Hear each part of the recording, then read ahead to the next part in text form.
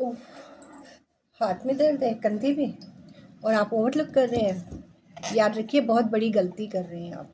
कंधे के दर्द को कभी भी ओवरलुक, अंदर नज़रअंदाज कभी नहीं करना चाहिए, क्योंकि ये आपके लिए एक सीरियस इंडिकेशन हो सकता है कि इस हिस्से में जो रोटेटर कफ है, एक्चुअली ये मसल्स का एक समूह है, 4 टाइप की मसल्स का, जो कंधे की मूवमेंट में हाथ ऊपर उठाना, हाथ पीछे करना और अदर मूवमेंट्स को रेगुलर करता है।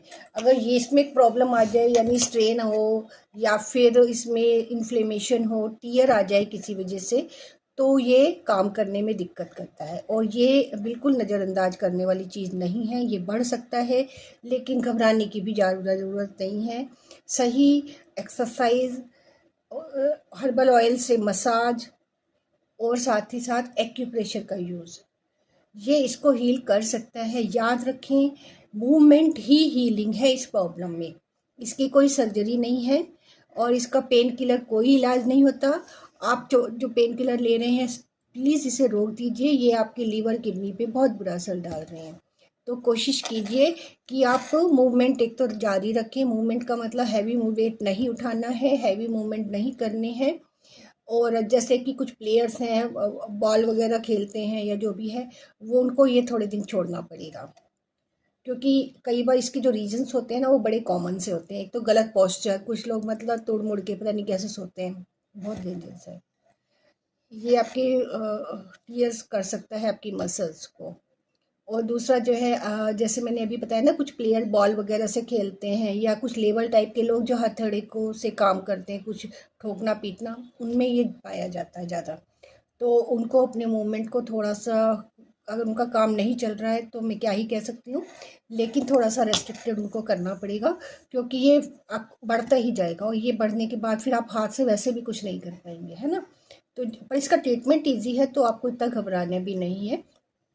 बस इतना ध्यान रखें कि अगर हाथ बिल्कुल नहीं उठ रहा, बिल्कुल भी, और पुराना हो गया है दर्द, और आपको हाथ में इतनी वीकनेस फील होती है कि कुछ हैवी चीज़ उठाती ही मतलब आपसे उठाया ही नहीं जाता, या फिर आपको ऐसा लगता है कि जैसे कि रात के समय, क्योंकि दर्द बहुत बढ़ता है, क्योंकि आपकी मसल्स को रेस्ट मिलता है, तो आपको तुरंत डॉक्टर को दिखाना चाहिए। अदर इससे जो नीचे की सिचुएशन है, यदि अभी स्टार्ट ही हुआ है, हाथ उठ रहा है लेकिन कुछ मूवमेंट्स में रेस्ट्रिक्शन है, कुछ में नहीं है, तो आप घर पे इसको ठीक करने की कोशिश कर सकते हैं। लेकिन ध्यान रखें, हाथ पर जोर बिल्कुल नहीं डालना है। हाथ को जो है मूवमेंट जो करनी है वो बहुत रेस्ट्रिक्टेड करनी है, यानी कि जो ज़रूरी हो वो भी हल्के हल्के धीरे धीरे। एक्सरसाइज मैं आपको नेक्स्ट वीडियो में बताऊंगी। पेंडुलम एक्सरसाइज है, और इसके अलावा वॉल क्लाइंबिंग एक्सरसाइज है। वॉल क्लाइंबिंग एक्सरसाइज और पेंडुलम एक्सरसाइज मैं आपको बताऊंगी नेक्स्ट वीडियो में। इसके अलावा आप जो है हर्बल मसाज ऑयल ले लीजिए, मार्केट से ले लीजिए, या मैं एक ऑयल बनाने की रेसिपी आपको दे दूंगी, वो आप बनाइए घर पे और उस पर मसाज कीजिए।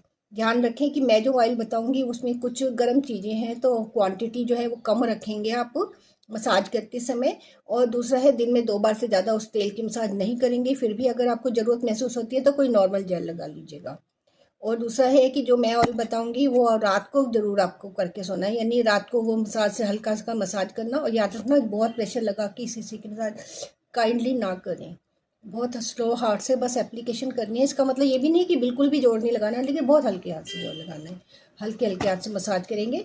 उसके बाद आप एक्सरसाइज करेंगे थोड़ी सी, और उसके बाद हीटिंग पैड से, या फिर पानी की रबड़ की जो बोतल होती है ना, जिसमें पानी गर्म करके सिकाई करते हैं, वो ज़रूर करें। ठंडी सिकाई बिल्कुल नहीं करनी है, आपको गर्म सिकाई ही करनी है इसमें। और ध्यान रखें कि एक्सरसाइज के अलावा बाकी मूवमेंट्स में थोड़ा सा रेस्ट्रिक्शन रखें अभी फ़िलहाल। और दूसरा, सोते समय या तो बिल्कुल सीधे सोएं या करवट से सोएं, तो कंधे के इस हिस्से पे कोई बहुत सॉफ्ट पिलो टाइप का ले लीजिए। अगर नहीं है तो कोई बहुत सॉफ्ट आपके पास टॉवल होगा, है ना, तो उसको थोड़ा सा हल्का सा रोल करके, मतलब रोल इतना स्ट्रॉन्ग नहीं करना कि वो आपको दर्द महसूस करना नहीं लगे। 2-4 बस उसकी प्लेट्स बनाइएगा, वो यहाँ पे इसके सॉरी इस साइड पे रखिएगा, है ना, जब आप लेटेंगे तो। और करवट बदलते समय थोड़ा सा ध्यान से करवट बदलेंगे, उठते समय भी बिस्तर से आप थोड़ा सा ध्यान से उठेंगे, क्योंकि ये ध्यान रखें, रोटेटर कफ का ट्रीटमेंट तो ठीक है, हो जाएगा, हीलिंग ईजी है, लेकिन अगर ये बढ़ जाए तो ये आपको बहुत तकलीफ़ें दे सकता है। और इसका दर्द जो है वो ऐसे नहीं होता है, बहुत ही तेज़ आपको दर्द होगा, और क्योंकि इसमें नसें भी इन्वॉल्व होती है ना यहाँ पर, तो उसमें भी दर्द आ सकता है। तो उम्मीद है कि आप ध्यान रखेंगे और मेरे नेक्स्ट वीडियो का इंतज़ार कीजिए। मैं इसमें आपको एक्सरसाइज भी बताऊँगी और तेल भी बताऊँगी।